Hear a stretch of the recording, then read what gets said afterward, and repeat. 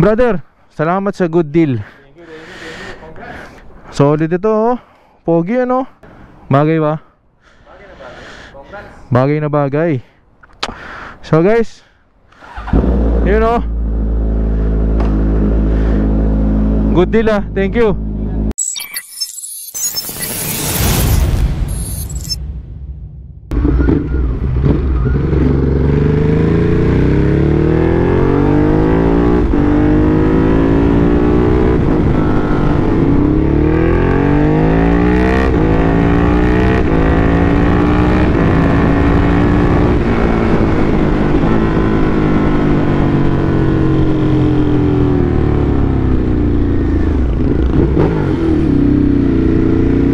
What is up guys? Sobrang nai-inspire ako kay Tito Mikey ngayon. I don't know why. Parang siguro nakaka-relate ako when it comes to, ano mo yun, kung magastos kang tao na dapat toblehin, triplehin mo yung sipag mo para masustain mo yung lifestyle na meron ka or yung lifestyle na gusto mo. So let's say magastos ka like me, yung sipag mo dapat hindi lang yung times 1 na sipag. Sabihin masipag ka na talaga deep inside, alam mo sa sarili mo na may mas kaya ka pang sipag doon. Ano mo yun? Nagigets nyo ba ako? Medyo nai-inspire ako ngayon. As much as possible, I want to be as productive as I can. Although minsan talaga nalilimitahan ako ng aking trabaho, you know. Tulad ngayon, work from home ako, pero alam mo yun, medyo nag-aalangan ako lumabas to have more contents para sa inyo guys, diba? Alam mo yung sinusuportahan kanila, pero kumbaga yung consequence nun, lahat ng post mo, syempre nakikita nila. Kahit sabihin mong late post yan, ever ma-post ka tapos under yan ng trabaho mo or shift mo, pwede ka masita technically. Ba't ka nasa labas ng ganitong oras? Diba dapat ikatrabaho ka, ganyan. Na kahit alam mo sa sarili mo na yung output mo kaya mo naman ibigay end of day, diba? Okay, shoutout Impressions Advertising. Birthday ni Ma'am Sara Moto last night. Sobrang solid, sobrang sarap ng food, VIP na VIP. So big thank you to Ms. Sara Moto. And of course to Sir Paul for inviting me. Nakasama natin mga malulupit na mga kagrupo ni Ms. Sara and some of our moto vloggers friends as well.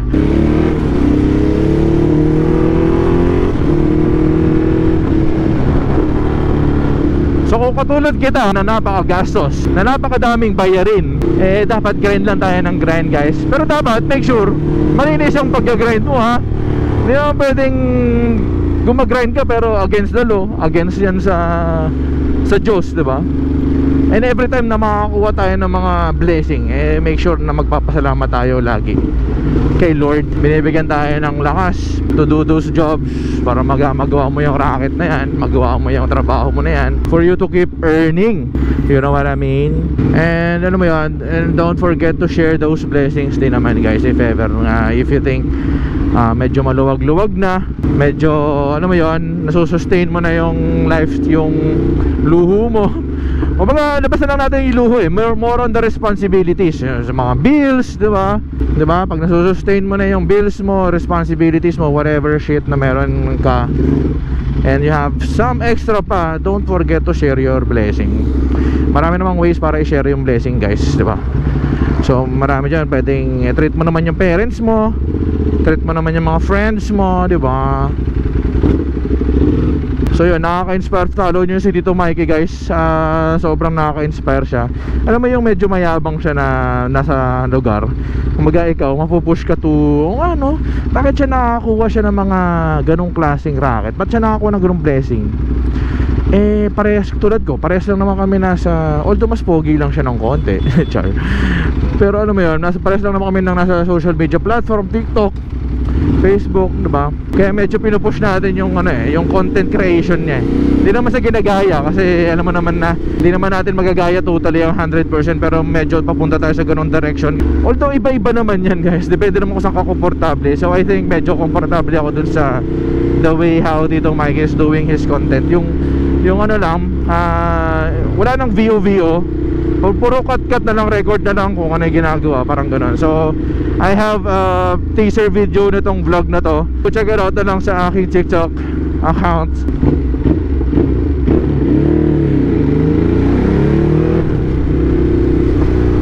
So guys, dito tayo ngayon sa Sucat, Parañaque. Mag-iingat kayo dito guys pagka wala kayong mga plaka, regardless kung sa motor o kotse man yan. Napakahigpit nila dito. Nanguhuli sila ng no plate, no travel. So right now, pupunta tayo kay Baron guys, ang ating former J-Red member. Sa mga nakapanood ng mga previous video ko, I was telling you na kaya hirap na hirap akong palitan tong Hyper natin. Kasi for me, it's a one of a kind, you know. If ever magpapalit ako ng motor, gusto ko medyo ako lang yung meron. Hindi ko naman sinabi na totally ako lang yung meron. Ang dami rin namang naka-Hyper, di ba?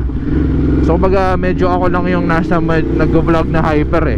I don't know lang ha, I'm not pretty sure though. Eh nakita ko may post si Brother Baron ng medyo unique na motor. Kumbaga wala pa ako, di pa ako masyado nakakita ng maraming ganong motor dito sa, or nagbablog ng ganon. So abangan nyo na lang kung ano yung motor na yon. Pakita ko sa inyo. And if ever naman hindi natin siya makuha, kasi alam niyo naman yung tingin natin, hindi naman tayo katulad ni Kenji na pag tumingin eh sumasama sa atin pa uwi. Ito naman gusto ko lang makita in personal, kasi sa picture gandang ganda rin naman ako.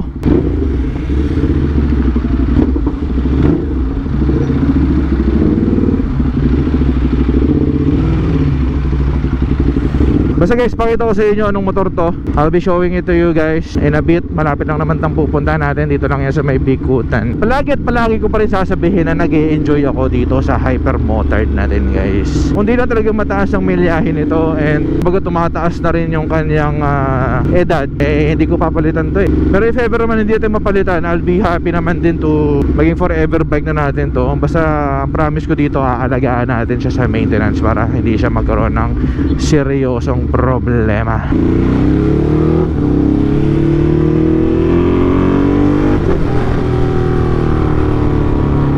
Anyway guys, fun fact pala dito sa Sukat intersection na to, na dati pala tong, ewan ko kung hill or mountain siya dito guys.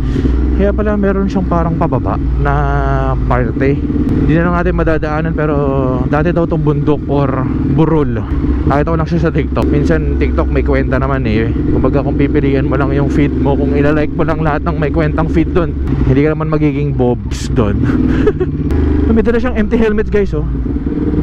Uy, sarap.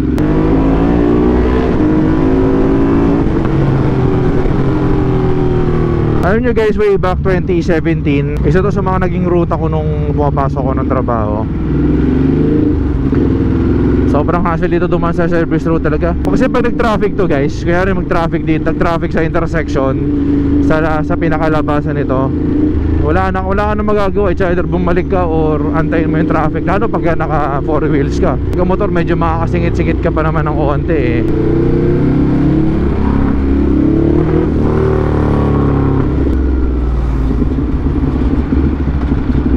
Tsaka kung sakali man na hindi natin makuha yung bike na yan guys, eh for sale naman yun to everyone. So kunyari trip mong ganong motor, edi at least napakita ko sa inyo na may binibenta yung tropa natin ganong motor, diba? Ganda pa naman nun, mababa lang yung milyahe. Mamaya we'll have a quick walk around na lang doon sa bike. Pero for sure nakita nyo naman na yan sa thumbnail. Lagi naman ganon eh. I'll put his number na lang dito sa comment section para makontak nyo siya guys. If ever willing kayo and ano man, puntahan nyo yung bike, gusto nyo ma-view yung bike. Pero ito na nga eh, ako na nga pumunta para sa inyo eh, para makita nyo 360 at ng konting test ride, konting ride. Ba syempre we have to test it. Kumbaga sasakyan natin siya kung magaan, kung mataas, kung mabigat, diba? Dito ako napasok before dyan sa Axie. Daming ano dyan warehouse. Isa sa mga warehouse na dyan, nandyan yung Rota Philippines, yung mga mugs. Dyan ako nakabili dati ng mugs ng ng sasakyan ko before. Pero ending binenta ko 10 months lang ako dito guys. Baba sahod. Hindi pwede sa ating lifestyle. Nabalitaan nyo ba yung nasagasaan na nagbibisikleta sa QC ba yun? Grabe no? Medyo gruesome eh. Pero konting tip guys pag ganun, lalo kahit sabi mo mapabisikleta, basta 2 wheels, mapabisikleta o motor ka guys, basta nasa rider lane ka, basta against ka dun sa pwesto ng driver. Let's say nasa kanan, siyempre malamang nasa kaliwa yung driver ng truck, tapos mataas, tapos nasa kanan ka, make sure pakiramdaman mo yung truck kung kakanan o hindi, lalo na pag nasa inner lane. For sure yung mga yan kumakain ng linya yan. make sure na ano kayo, vigilant kayo sa mga ganyan, lalo pag may mga katabi kayong truck. Mahirap kalabanin ng blind spot guys, kahit sabihin mong napakalakas ng motor mo, what if nagmu-music si kuya sa loob, diba? Diba kuya? Kaya ka mag-iingat ka kuya ha. Ito na problema dito sa Bigutan exit guys. Ito ang laging senaryo pagka mga ganitong oras, buhol-buhol ang traffic. Tagal ko rin dito, siguro mga 2 years and a half din ako nag-work dito sa environment na to. Grabe rin talaga sakripisyo dito pag dito ka nagagawa. Dito ruta mo lagi papunta at papalik ng office.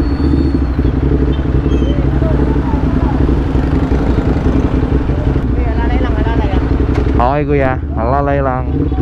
Kasi mong nakatayo lang siya doon magdamag. Ang init-init, no? Minsan makakapag ano pa yan, makakasalamuha pa sila ng mga tangang driver. Makakawain pa sila.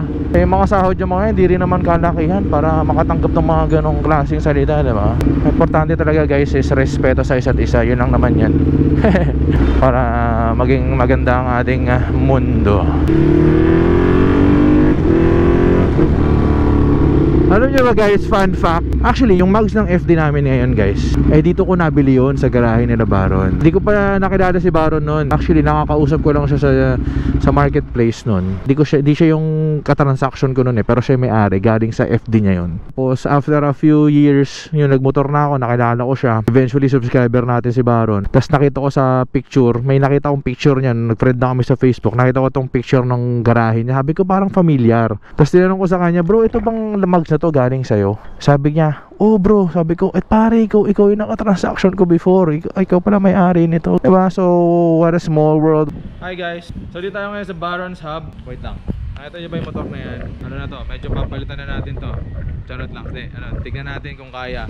Kaya medyo dapat sipag-sipagan natin ng konti. So dito tayo ngayon kay Baron para check ng motor. Actually di ko naman ginagawa to, pero sobrang pagka-interesado ko sa motor na to, dinalo ko si Baron dito. Ito yung mga tutularan natin, diba? Medyo yung priority na sa magandang destination. Tamang grind lang pero grabe naman ng. So anyways, nandito tayo ngayon para i-check tong motor na to. And ito papakita ko sa inyo guys. So ito yung GSX-S 1000. Ay, ang ganda pala ng ano dito, may ano parang camouflage yung dating, no? Meron pa na siyang ano dito, touch ng camouflage-ish na material dito, guys. May integrated winglet na rin siya, guys. Hindi yan kinabit ha, kumbaga stock yan. So, let's have a quick walk around dito sa GSX 1000. Sobrang na-inlove ako nung nakita ko sa Facebook. Naging interesado ako, tapos alam ko nga si Brother Baron yung may-ari. Kinontak ko siya kagad kung pwedeng makita, pwedeng ma-view. Naka-Orion pipe na rin, naka-full na yan, guys. Ayan o. Brembo brake sa harap, naka-Nissin sa likod. Although di siya nakabaso ng Brembo, pero for sure malakas na rin yan as long as naka-Brembo. Pinaka nagustuhan ko sin sa kanya guys, itong kanyang headlight. Napaka very futuristic ng kanyang itsura guys. So, diba? Nakita nyo ba yan? Against the light. Yan o. If ever makuha natin to or makuha nyo to, wala na kayo masyadong papagawa dito. Wala na kayo masyadong kakabit. Ito isa-isa natin mga nakakabit. Unahin natin sa seat cowl. Gusto nyo may angkas, pwede yung palitan yan. Ito, napaka-importante pag lalo na pag medyo mayabang-yabang doon. Naka bar inside mirror na yan. Sliders. Radiator guard. Yes, radiator. Ay, naka-importante. Radiator guard. Servo eliminator. Yun. Usually ano yan pag mga bibili ka pa ng servo eliminator, it will cost you around mga 5,000. Technically, napaka good buy nitong bike na to. Again, papakita ko sa inyo yung odometer nito guys. Kita mo naman, 2,341 kilometers pa lang. And it has traction control indicator, gear indicator, Power modes meron yan. Power ABC modes, siya. ABC. So, yung parang rain mode niya. technically ganoon naman sa mga Yamaha yung bikes sakto parang lang. ganoon. Medyo is para sa hyper, meron tayong sport, touring, tsaka urban, ba ABC lang din yan. Parang ganoon lang din naman yun. Yung sport mode niya. Yung pinakamalakas technically. Tapos maganda siya ganyan guys. Meron siyang fuel gauge. Tapos yung temperature, lahat almost nandito naman, hindi ka naman ma-overwhelm. Meron ka tachometer na ganyang design. Although hindi pa siya TFT display, yun lang siguro pinaka downside. So meron ka namang mga indicators din dito. And ito yung yung siguro pag mag-shift ka na or parang warning light. Parang naka-orange na rin, gold siya. Oo nga no, correct. Yung niya, yung fork niya guys, parang siyang all-in, so naka-gold. Tsaka adjustable. Hindi ko nakalimutan guys. Quick shifter up and down, auto blip. May kukuha ba ng hypermotard natin pagka sakaling pinost ko siya for sale? Comment down below kung may willing kumuha ng hypermotard. Kapalitan na natin ito ng Ducati na lang. If ever guys makuha natin to, this will be our first inline 4. This will be our first 1000cc category na nahawakan. Paparinig ko pala sa inyo yung tunog ng GSX-S 1000. Syempre hindi pwede makalimutan yan sa ating video. O, diba? Start natin. Orion pipe, straight pipe to guys. Tingnan mo gaano kalakas. Na-preheat na namin to kanina, kaya pwede natin bombahin.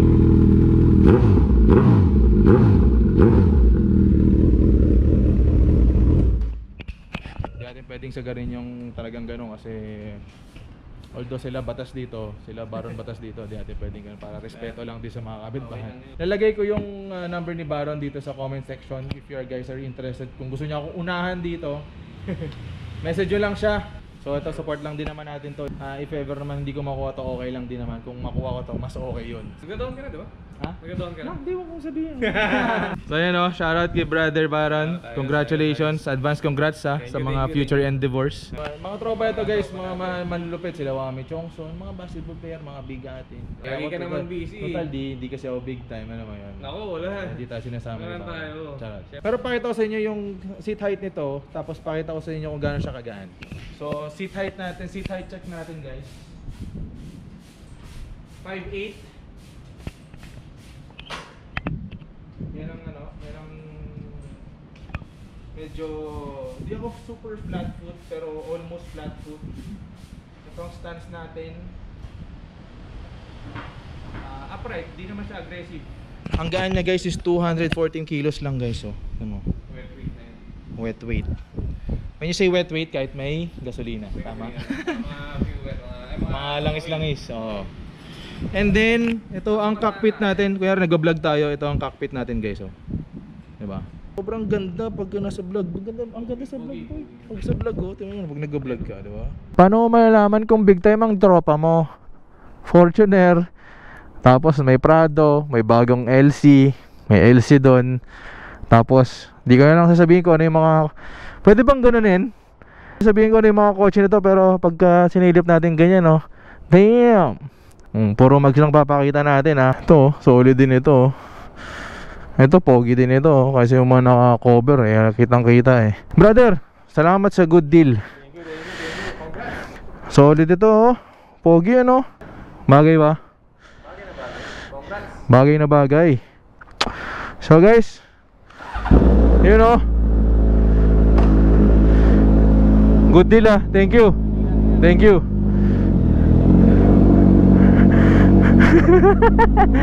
Lagi sa garahe niya.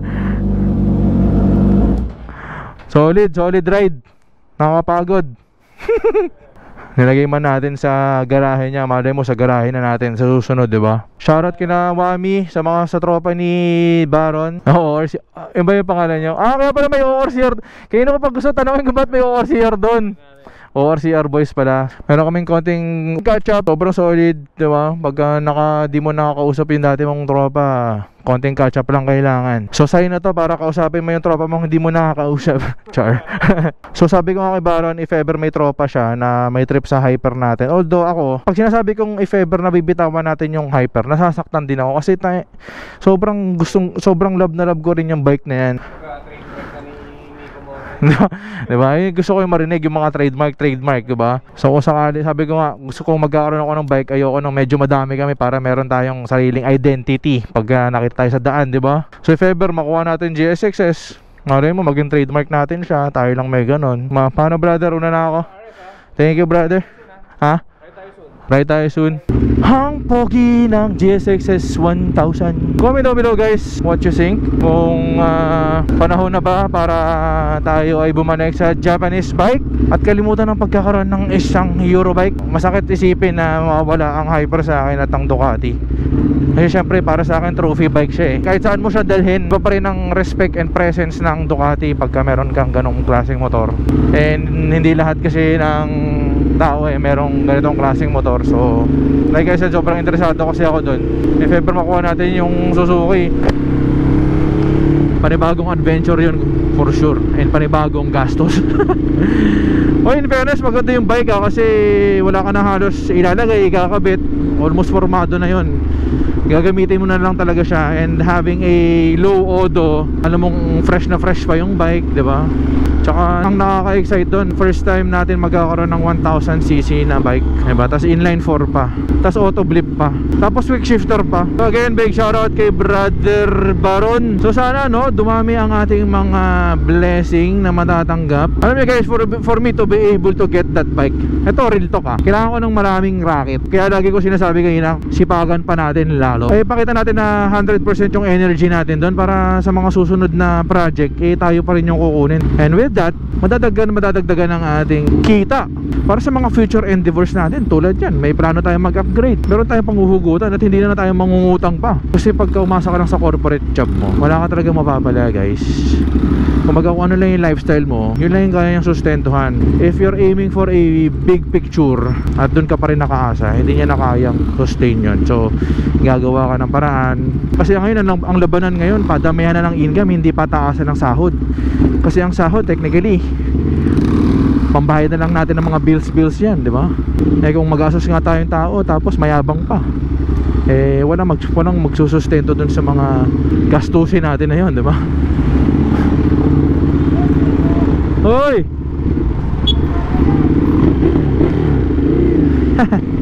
Shoutout sa'yo brother. Wait lang brother, shoutout sa'yo. Shoutout. Alright guys, so may ride kami on Saturday. Birthday ride actually ni Mistake yun. So abangan nyo yung video natin na yun. I'll be with the Mistake's group. Tapos kasama natin dyan sila Torgi syempre. Alright guys, so pauwi naman na tayo. So anyways, I'll end the video here na guys. I hope nagustuhan nyo ang ating content for today's video. And again, maraming salamat sa mga walang sawang sumusuporta pa rin kahit sabihin mong nabibisi tayo guys. Sa mga nakaka-appreciate na tayo ay technically regular pa naman na nakakapag-upload despite of having a busy schedule. So comment down below guys what you think of the GSX-S 1000. Let's keep manifesting. Haluan natin ng konting sipag para matupad yung minamanifest natin, diba? Paalam na guys, follow for more, and I'll see you on our next video. Peace out and babush. Diba? Run it up outside, meet me on site. If you wanna go outside, talk cheap, pay the price. Run it up outside, you can meet me on site. If you wanna go outside, talk cheap, pay the price. I've been up no sleep.